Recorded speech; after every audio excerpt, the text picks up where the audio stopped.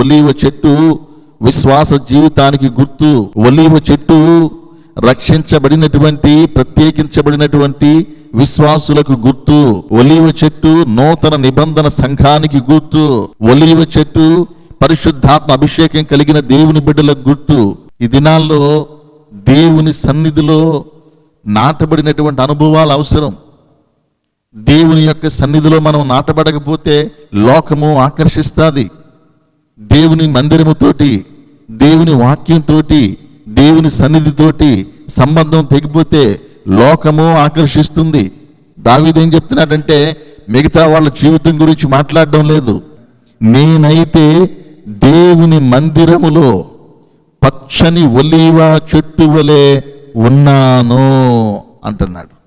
కనుక దేవుని బిడ్డలారా, ఈ రోజుల్లో దేవుని మందిరములో మనం కూడా ఒలీవ చెట్ల వలె ఉండాలి.